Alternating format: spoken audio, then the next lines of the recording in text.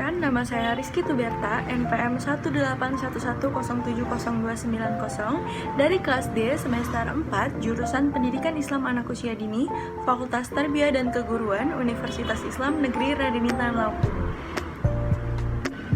Video ini dibuat sebagai penugasan tugas akhir semester mata kuliah Deteksi Dini Tumbuh Kembang Anak Usia Dini yang diampu oleh Bunda Merike Jessi Tanot SPD MPD. Baik, di sini saya akan menjabarkan resume saya dari pemaparan materi kelompok 1 sampai dengan kelompok 7. Yang pertama membahas tentang konsep tumbuh kembang anak. Nah, di sini kata kuncinya adalah pertumbuhan dan perkembangan. Pertumbuhan adalah perubahan yang bersifat kuantitatif, yaitu bertambahnya jumlah, ukuran, dimensi pada tingkat sel, organ, maupun individu itu sendiri. Untuk menilai pertumbuhan, dilakukan pengukuran antropometri. Pengukuran antropometri meliputi pengukuran berat badan, tinggi badan atau panjang badan, lingkar kepala, lingkar lengan atas, dan lingkar dada. Itu tadi mengenai pertumbuhan. Nah, sekarang mengenai perkembangan. Pengertian dari perkembangan itu sendiri adalah proses kualitatif yang mengacu pada penyempurnaan fungsi sosial dan fungsi psikologis dalam diri seseorang dan berlangsung sepanjang hidupnya. Aspek perkembangan ada 6. Yang pertama adalah nilai moral agama, fisik motorik, sosial emosional, kognitif, bahasa, dan juga seni. Konsep tumbuh kembang merupakan suatu hal yang mutlak pada anak. Maksudnya adalah tumbuh adalah proses bertambah besarnya sel-sel serta bertambahnya jaringan intraseluler. Sedangkan yang dimaksud dengan kembang atau berkembang pada anak adalah proses pematangan fungsi atau organ tubuh, termasuk perkembangan kemampuan mental dan kecerdasan serta perilaku anak itu sendiri. Nah, selanjutnya mengenai optimalisasi tumbuh kembang anak usia dini. Yang pertama, untuk upaya pengoptimalisasian tumbuh kembang anak usia dini, yaitu deteksi tumbuh kembang melalui posyandu rutin. Yang kedua adalah mengikuti sosialisasi seputar tumbuh kembang anak untuk menambah pengetahuan. Yang ketiga adalah memenuhi gizi fisik untuk pertumbuhan dengan mengacu pada aspek-aspek pertumbuhan anak. Yang selanjutnya adalah memenuhi gizi psikologis atau perkembangan dengan mengacu pada aspek-aspek perkembangan. Selanjutnya yaitu kebutuhan dan pola asuh anak.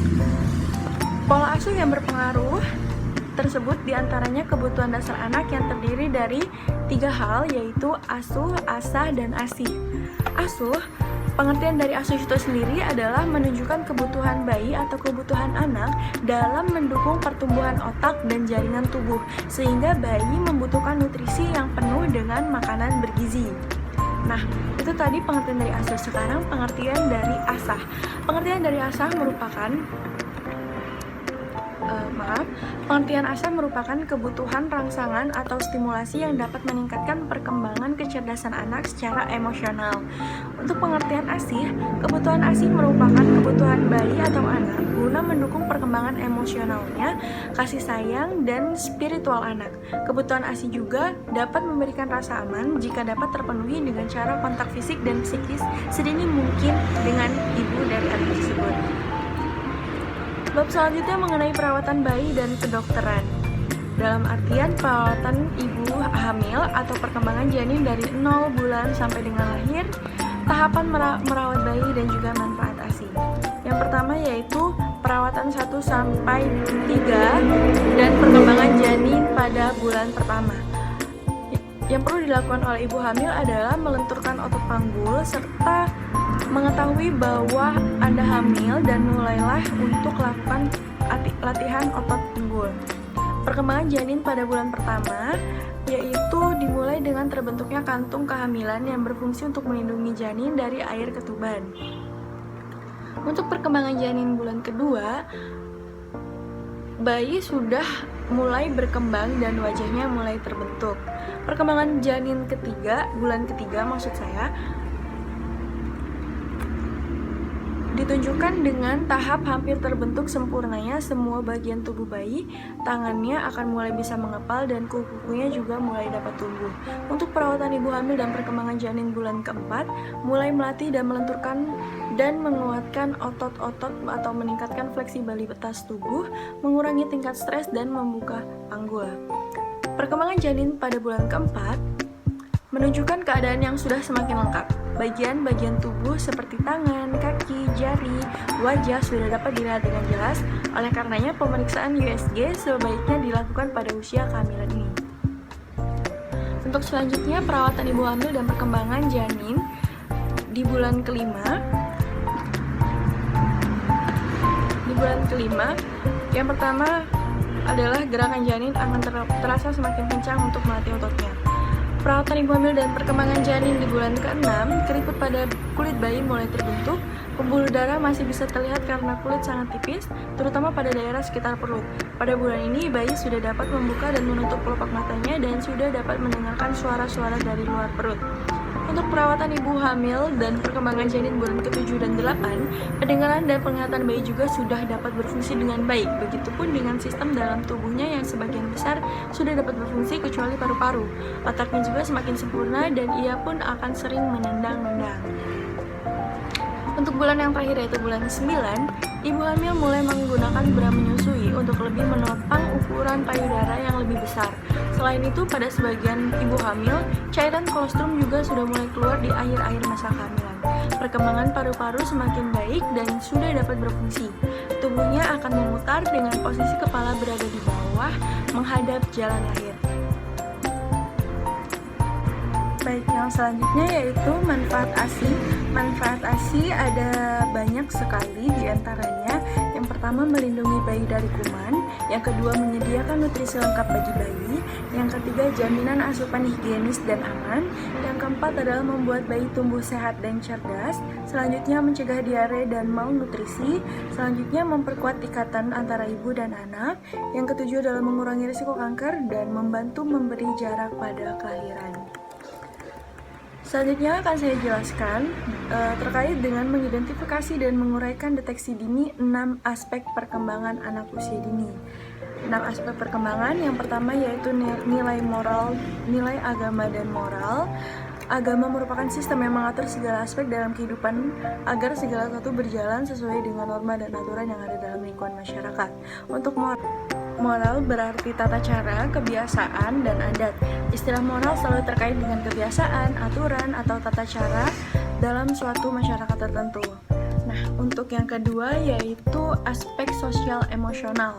Harlock menjelaskan bahwa pola perilaku sosial pada anak usia dini meliputi yang pertama meniru, persaingan, kerjasama, simpati, empati, dukungan sosial, berbagi, dan perilaku akrab. Yang selanjutnya aspek fisik motorik. Yang perlu diperhatikan dan dideteksi atau diidentifikasi dalam aspek ini adalah yang pertama pertumbuhan gigi, yang kedua struktur fisik dan tubuh, yang ketiga adalah refleks, yang keempat gerakan atau aktivitas bayi, pola tidur bayi, pola makan dan gizi seimbang, toilet training, otak, dan juga perkembangan motorik anak. Selanjutnya aspek seni, perkembangan daya seni anak. Setiap anak dengan usia yang sama tetapi akan bervariasi perkembangannya. Tahapan perkembangan menggambar sebagaimana telah diidentifikasi oleh Siti Aisyah adalah sebagai berikut. Yang pertama yaitu tahapan mencoret atau scribble. Yang kedua adalah tahapan praskematik atau praskematic stage. Yang ketiga adalah tahapan skematik atau schematic stage. Selanjutnya yaitu aspek kognitif. Perkembangan anak nampak pada kemampuannya dalam menerima, mengelola, dan memahami informasi-informasi yang disampaikan kepadanya. Kemampuan kognitif berkaitan dengan perkembangan bahasa lisan maupun bahasa isyarat, seperti memahami kata, mengeluarkan apa yang dipikirkan, kemampuan logis, seperti memahami sebab akibat suatu kejadian.